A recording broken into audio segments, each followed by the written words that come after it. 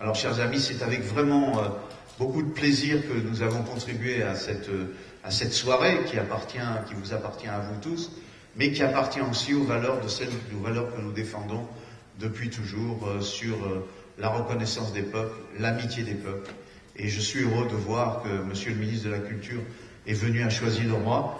J'aurais aimé qu'il reste un petit peu avec nous, mais j'espère qu'il le fera un jour pour que nous puissions échanger sur les problèmes culturels, les problèmes des sports, et Dieu sait s'il y en a en ce moment, liés quelquefois d'ailleurs à des questions de racisme que je me permets d'évoquer devant vous parce qu'elles nous touchent profondément. À tout cela nous permet aussi de valoriser cette amitié qui existe toujours, notamment avec notre ville jumelaine de Dongda. Et je voulais simplement vous remercier tous et toutes d'être venus jusqu'à Choisy-le-Roi. Merci.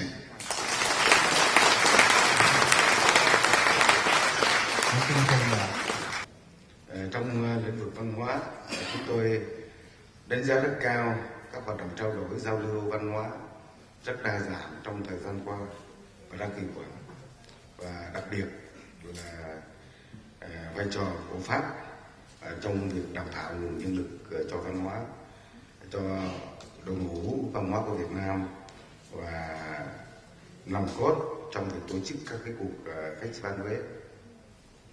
Dans le domaine de la culture, nous apprécions hautement les activités d'échange culturels et artistiques divers et intéressants entre nos deux pays.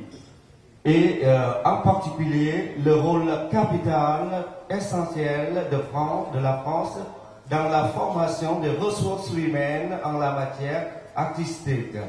Et maintenant je pense au rôle en particulier à la participation si importante de la France lors des festivals de Huế.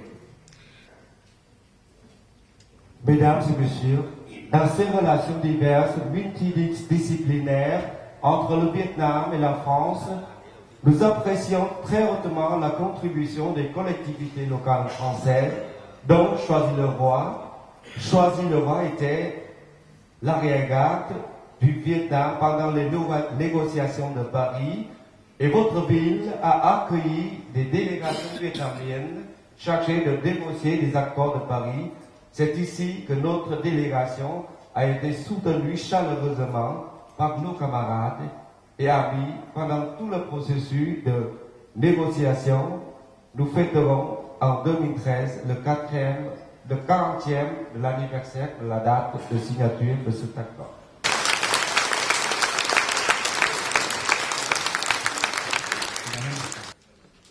Notre rencontre aujourd'hui est d'autant plus significative qu'elle coïncide avec le 121e de la naissance du président Ho Chi Minh. Ho Chi Minh a consacré toute sa vie à l'œuvre de la libération du peuple vietnamien. Chaque Vietnamien que nous sommes garde gravé dans son cœur l'estime. Notre nation, notre peuple, notre pays ont mis au monde le président Ho Chi Minh et ont fait de lui le grand héros national. Et c'est précisément lui-même qui a fait rayonner notre nation, notre peuple et notre pays. Chers compatriotes, poursuivons le chemin tracé par Ho Chi Minh. Le peuple vietnamien, au cours de son œuvre révolutionnaire, durant près d'un siècle écoulé, a remporté de grands succès, jetant ainsi des jalons d'or dans l'histoire du pays, contribuant dignement à la cause de la libération des peuples dans le monde. Monsieur l'ambassadeur, monsieur le ministre d'abord, monsieur les ambassadeurs, vous avez parlé de 2013. Voilà, en 2013, nous célébrerons donc le 40e anniversaire des accords de Paris. Et dans notre ville de Choisy-le-Roi, nous avons une place que nous n'avons toujours pas inaugurée et qui s'appelle la place des accords de Paris. Alors je vous demande de transmettre au gouvernement et à vous-même, si vous êtes présent, bien sûr, de transmettre au gouvernement notre invitation de ce point de vue ici. Nous serons heureux de vous accueillir en 2013. Et je vous remets d'ailleurs, pour que vous vous en souveniez, le livre de Choisy-le-Roi qui retrace aussi la présence de la délégation aux accords de Paris.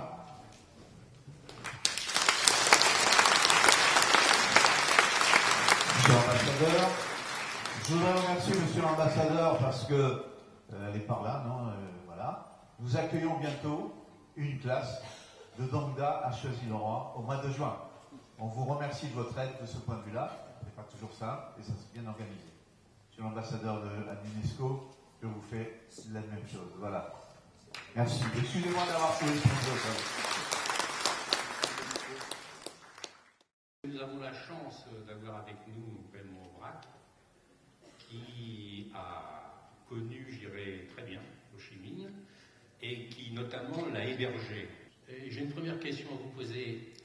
Qu'est-ce qui vous a le plus frappé dans sa personnalité? Je crois ne pas trop me tromper en disant que ce qui était le plus impressionnant avec le président, c'était son accès immédiat à tous ses interlocuteurs, fussent-ils ministres, généraux, ambassadeurs, ouvriers, militants. Son meilleur ami dans ma maison, c'était ma belle-mère, qui était une paysanne de Bourgogne. Il a passé des heures avec elle et il discutait sur un plan de parfaite égalité. Pour moi, le président Ho Chi Minh était typiquement un homme qui rencontrait tous les hommes, toutes les femmes qui se présentaient sur son chemin sans aucune difficulté.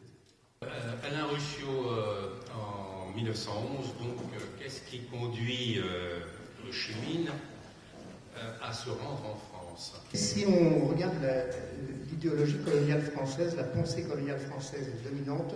Avant la Première Guerre mondiale, avant 1914, les Français sont persuadés que l'Indochine est entrée dans l'éternité coloniale, dans l'éternité française.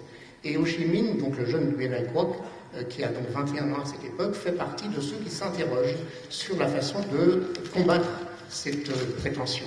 Il se tourne vers l'Ouest, c'est-à-dire qu'il a la prétention, l'idée d'aller au cœur du monstre impérialiste, pour essayer de comprendre les mécanismes qui ont amené la domination de la France sur son pays. Donc il part, il n'a pas de grande culture politique. Je vous rappelle qu'il ne part pas en première classe sur des paquebots, il part comme plongeur dans les cuisines, dans les soutes du Latouche-Tréville, et il va passer peu de temps en France, 1911 effectivement. Ce qui est intéressant, c'est qu'il va continuer à faire le tour du monde, encore une fois, pas comme globetrotter, mais comme travailleur. On a trouvé sa trace à Dakar, on a trouvé sa trace à New York, et il s'installe ensuite en 1914 à Londres, et il va passer une partie de la Première Guerre mondiale à Londres pour revenir à Paris. On n'est pas tout à fait sûr de la date, mais probablement 1918, ou en tout cas tout début 19. Ho Chi Minh donc a été un grand dirigeant qui a consacré bonne partie de sa vie au service de son peuple. Je m'adresse aussi à un élu du peuple ici. Quelles furent ses grandes qualités de dirigeant? Je crois que l'importance d'un dirigeant comme celui-là se mesure à l'empreinte qu'il a laissée. Nous avons initialisé un programme de coopération vietnamo-malien. Et en 2005, nous sommes reçus au palais présidentiel à Bamako avec le vice-ministre vietnamien de l'Agriculture qui avait un mandat très précis du secrétaire général du Parti communiste vietnamien pour établir cette relation de coopération. Et le vice-ministre vietnamien commence par un propos protocolaire de salutation et le président malien l'arrête tout de suite et lui dit « Monsieur le ministre, je n'oublierai jamais que mes premiers maîtres après l'indépendance étaient vietnamiens. » Il faut mesurer ce que ça veut dire. 1960, le Vietnam pauvre. Et pourtant, le Vietnam envoie des enseignants au Mali pour aider les Maliens a gagné l'indépendance réelle après l'indépendance formelle. Fantastique. Et puis, deuxième anecdote, c'est la capacité d'Ho Chi Minh à avoir marqué le mouvement révolutionnaire, mais pas seulement, l'histoire mondiale, par l'impact qu'il a eu. Hélène Luc, que représente pour vous Ho Chi Minh? J'ai un souvenir chaleureux, très fort, plus tard, dans les festivals de la paix pour la jeunesse, où les représentants du monde entier faisaient un accueil émouvant, chaleureux, reconnaissant à la délégation vietnamienne et à son représentant reconnu de tous, Ho Chi Minh. Aurais-je pu imaginer que, devenu secrétaire national de l'Union des jeunes filles de France, j'accueillerais un jour, à Choisy-le-Roi, avec Fernand Dupuis et Louis-Luc, la délégation vietnamienne qui se battait pied à pied avec le gouvernement américain pour obtenir la paix. Devenue maintenant présidente de l'association d'amitié franco-vietnamienne, créée par Charles Fourniot, nous contribuons à faire reconnaître le crime contre l'humanité qu'ont constitué les épandages de dioxine dont 2 millions de Vietnamiens ont été victimes. Vous êtes présidente de l'Union générale des Vietnamiens de France. Y a-t-il un lien entre la création de cette grande association et Ho Chi Minh?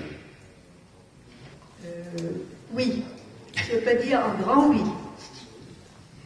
Oui, alors, en juin 1919, Ho Chi Minh présenta à la conférence de Versailles un manifeste en 8 points, revendication du peuple annamite, texte rédigé par le groupe des patriotes annamites à Paris. Le groupe des patriotes annamites, c'est l'origine de l'actuelle Union générale des Vietnamiens de France, qui aura pris divers noms à des périodes différentes de l'histoire du Vietnam. Oui, merci beaucoup. Je crois que pour nous tous, Vietnamiens, un seul mot qui résonne et résonne toujours, pour Ho Chi Minh, c'est l'oncle Ho bien aimé.